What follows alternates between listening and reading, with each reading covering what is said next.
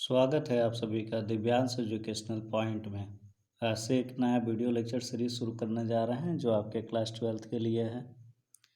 Class 12th में हमको chapter wise सब कुछ पढ़ना है और सब कुछ पढ़ने के साथ साथ हमें समझना होगा एक एक चीज़ का एप्लीकेशन, और बोर्ड एग्ज़ाम में जो भी इम्पोर्टेंट क्वेश्चन होगा उसको भी सॉल्व किया जाएगा। तो आज से शुरू करते हैं आपका नया सीरीज। एक फर्स्ट चैप्टर जो है आपका, और मैं बुक कवर करूंगा आईसीएसई बोर्ड का जो किताब है आपका एमएल अग्रवाल, उसका मैं सॉल्व करूंगा प्रॉब्लम्स और क्वेश्चंस, और कुछ बोर्ड से रिलेटेड प्रॉब्लम सॉल्व किए जाएंगे। पहला जो चैप्टर होगा वो आपका डिटर्मिनेंट होगा। डिटर्मिनेंट चैप्टर में सबसे पहले हम समझेंगे कुछ इसके कुछ आपके सामने टर्म्स दिए गए हैं, इसके बारे में समझेंगे। इसमें डिटर्मिनेंट जो सबसे पहले आया था वो आपके संज्ञान में 1693 के टाइम में आया था, जो आपके लेबनीज थे। लेबनीज ने डिटर्मिनेंट को डेवलप किया था। जो डेवलप किया था वो कोई भी सिस्टम दिया रहता है, सिस्टम यानी लीनियर इक्वेशन का सिस्टम दिया रहता है, तो उसको सॉल्व करने के लिए कुछ मेथड्स लाए थे। वो लाए थे आपके लेबनीज लाए थे 1693 में। और इसका जो भी नोटेशन मिला था, यानी जितने भी वर्टिकल लाइन हो गए, जैसे कि हमको पढ़ना है, अगर क्रैमर रूल पढ़ना है तो क्रैमर रूल में बेसिकली कुछ हमारे पास दिए रहते हैं, इस प्रकार के सिस्टम दिए रहते हैं। जैसे ये जो पोर्शन दिया हुआ है ये क्रैमर रूल का ही पार्ट है, अभी हम आगे पढ़ेंगे। तो क्रैमर रूल में कुछ ऐसे नोटेशन मिले थे जिसके लिए हमारे जो 1814 में कैली जो थे वो इसको लेकर के आए थे। ये ऑथर हैं कैली, जिसका नाम है, उन्होंने ये सॉल्व किया था linear system of linear equation को। तो हम इसमें पढ़ेंगे, सबसे पहले पढ़ेंगे ऑर्डर के बारे में, ऑर्डर के बाद पढ़ेंगे माइनर्स, कोफैक्टर, फिर एक्सपेंशन देखेंगे, फिर प्रॉपर्टीज़ ऑफ डिटर्मिनेंट पढ़ेंगे, फिर सिंपल प्रॉब्लम जितने भी यूजिंग प्रॉपर्टीज़ डिटर्मिनेंट है, फिर क्रैमर रूल पढ़ेंगे, फिर इस टाइप के जो भी प्रॉब्लम दिए रहते हैं उसको सॉल्व करेंगे 2 और 3 वेरिएबल के लिए, और कंसिस्टेंसी और इनकंसिस्टेंसी पढ़ेंगे, फिर डिपेंडेंट और इनडिपेंडेंट, ये सारा चीज़ हम कवर करेंगे डिटर्मिनेंट में। ठीक है, तो आइए शुरुआत करते हैं। पहले तो डिटर्मिनेंट के बारे में समझ लें कि आखिर डिटर्मिनेंट किस चिड़िया का नाम है, उसके बाद आगे बढ़ते हैं। ठीक है, now we are going to discuss about determinant.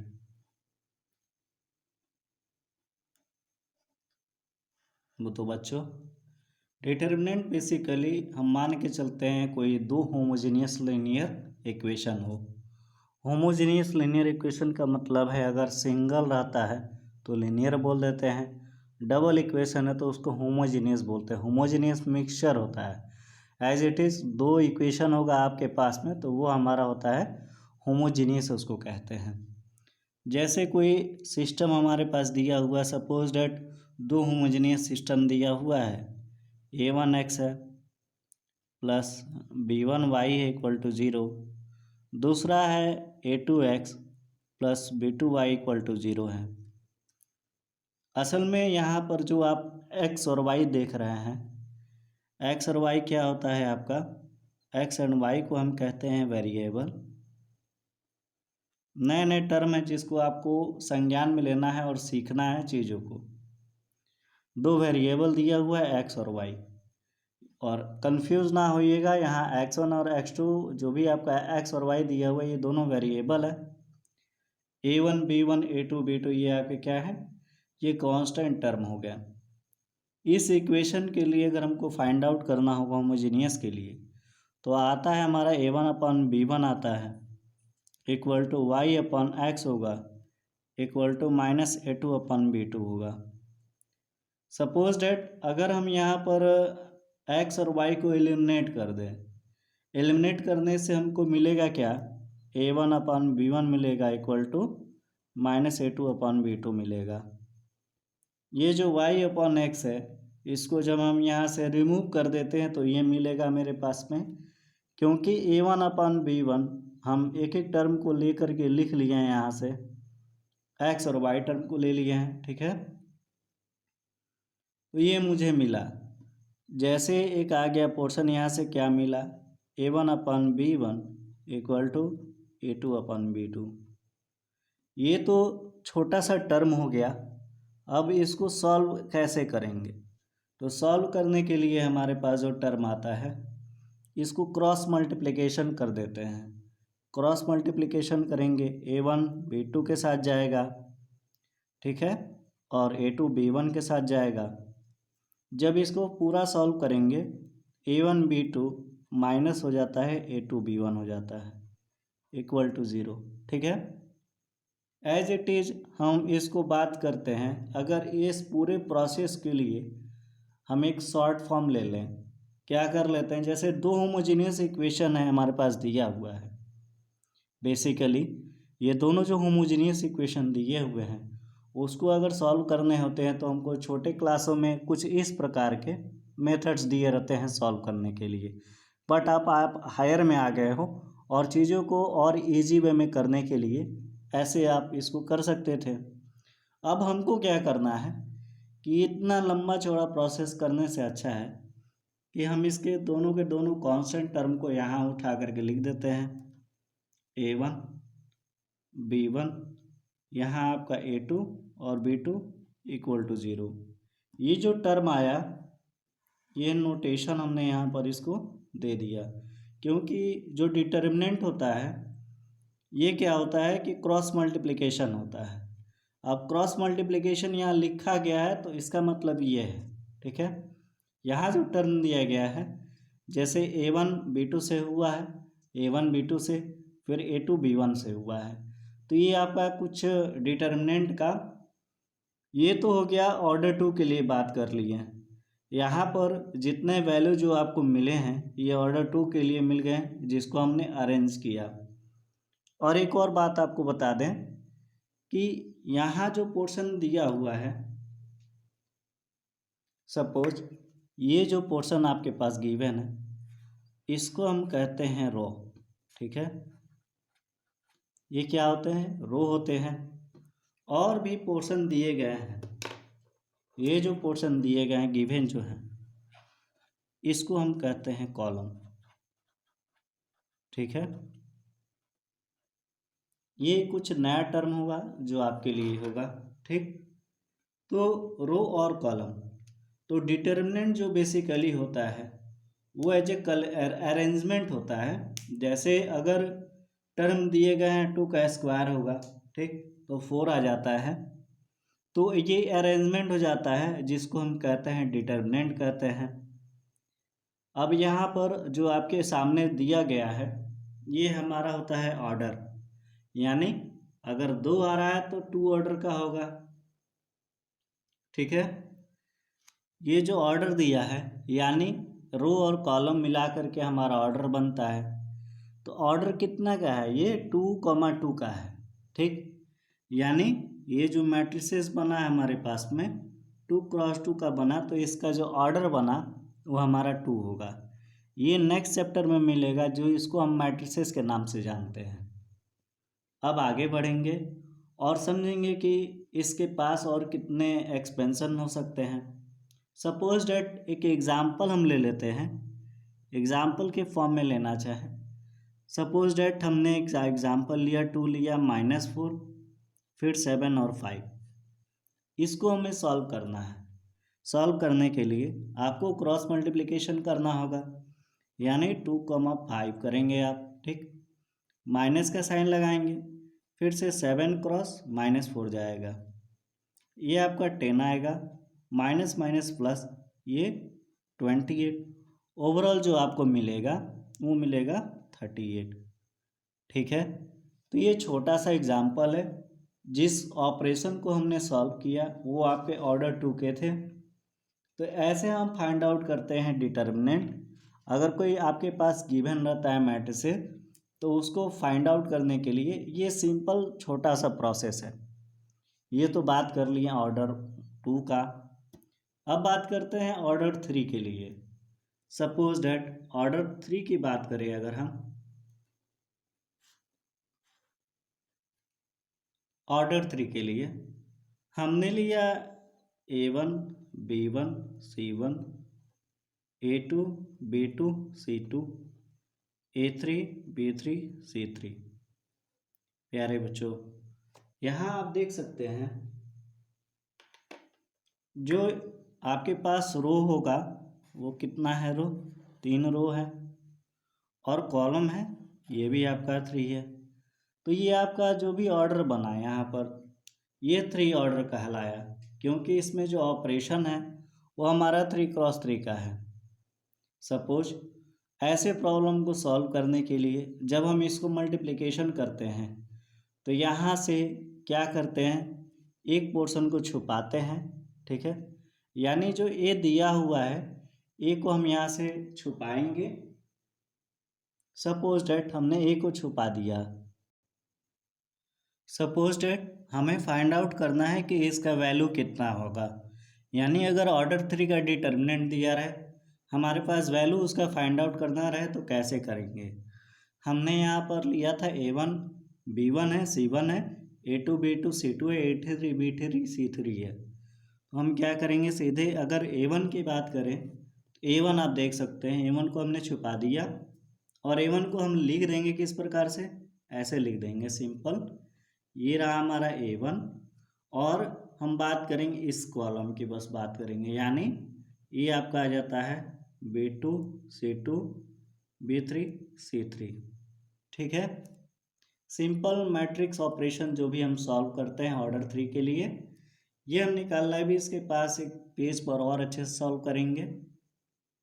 ये जो पोर्शन है हम अच्छे से अगले वाले पेज पर सॉल्व करके दिखा देते हैं आपको।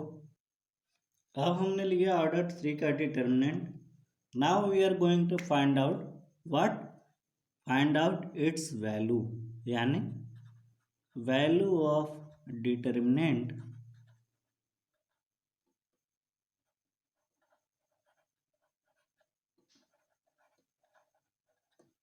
Of order 3। ओके,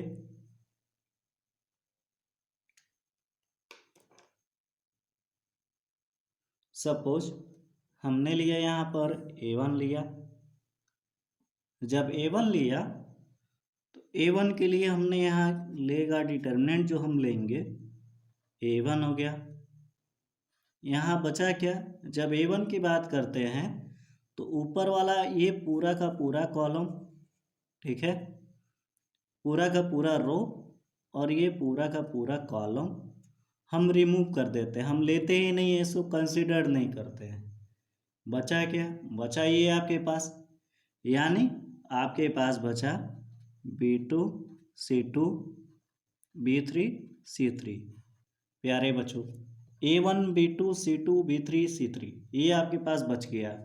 हम क्या करेंगे, यहाँ से A1 को एज इट इज़ लिखेंगे, ठीक है। A1 को एज इट इज़ हमने लिखा, इसका आपस में क्रॉस मल्टीप्लिकेशन कराया, B3 C2 हो गया, ठीक है। ये पोर्शन इसके लिए सॉल्व हो गया। अब इसके बाद बात करते हैं नेक्स्ट पोर्शन की।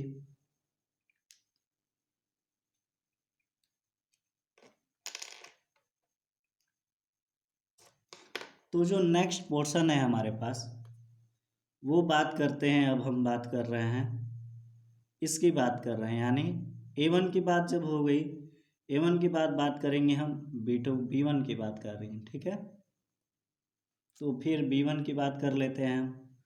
जब भी इस वाले पोर्शन को जब भी हम नोट करते हैं,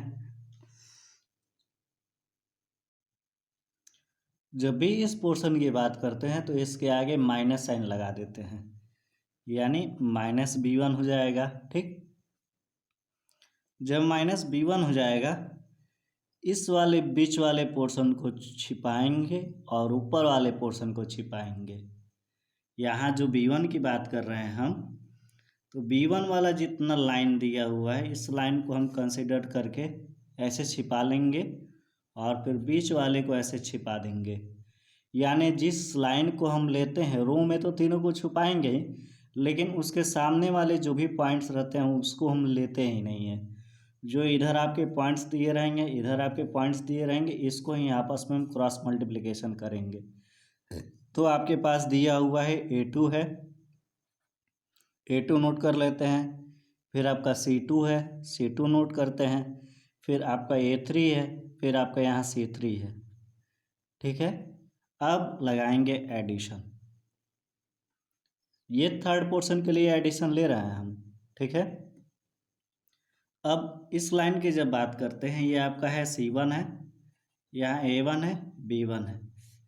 पूरा रो तो मतलब कंसिडर नहीं करेंगे, इसमें ये भी वाला जो पोर्शन होता है, इसके सामने वाला कॉलम, इसको भी नहीं कंसिडर करते हैं। बाकी जो यहाँ दो ठो जो बचा है उसका हम आपस में क्रॉस मल्टीप्लिकेशन करेंगे।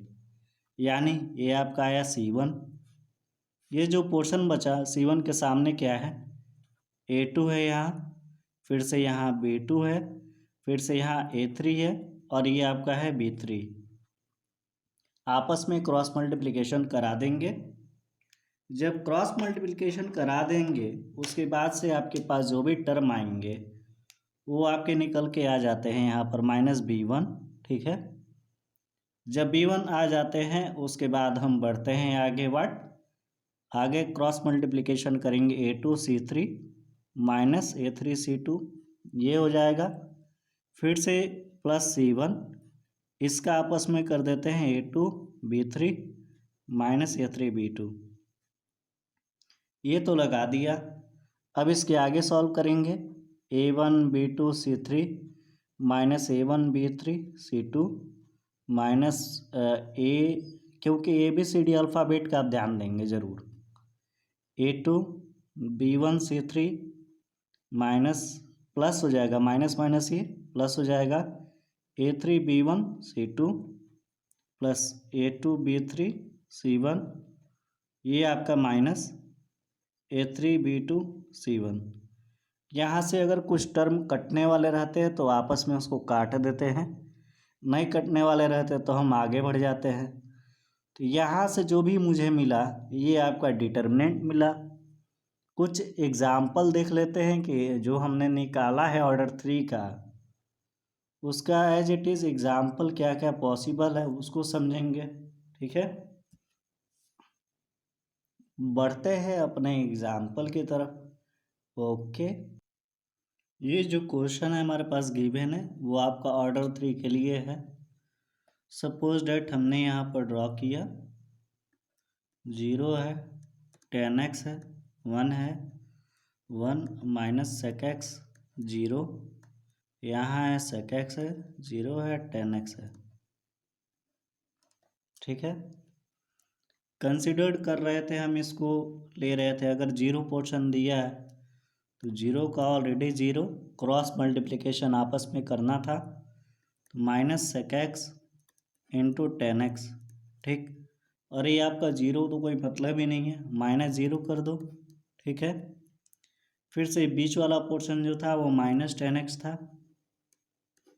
जब ये 20 पोर्शन ले लिए तो ये क्रॉस मल्टीप्लिकेशन करेंगे तो 10x का ये ऑलरेडी 10x हो जाएगा, और ये सेक एक्स का 0। ठीक है, अब बचा यहाँ पर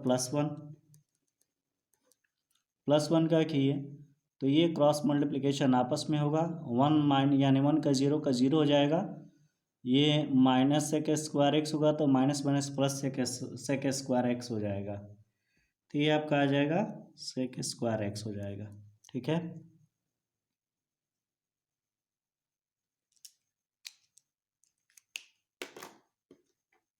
डार्कनेस ज़रूरी है। ठीक है ना, तो ये जो पोर्शन आ गया आपका वो मिला मुझे 0 माइनस, यहाँ पर जो सेक एक्स है 10x है। ठीक है, अब इसको सिंप्लीफाई कर लेते हैं, यहाँ से आपका 10 स्क्वायर एक्स हो जाएगा, तो माइनस हम इसको लिख दे रहे हैं 10 स्क्वायर एक्स। ठीक है, और प्लस आ जाएगा आपका सेक स्क्वायर एक्स हो जाएगा। ठीक, यहाँ जो सेक एक्स है और 10x है, ठीक है ना, तो सेक एक्स और 10x को जब हम सॉल्व करेंगे तो ये आपका आ जाता है, यहाँ अगर मल्टीप्लाई करते हैं 0 से तो ये 0 हो जाएगा, बचा आपका ये पोर्शन बचा और ये पोर्शन बचा, यानी -10 स्क्वायर एक्स प्लस एक स्क्वायर एक्स।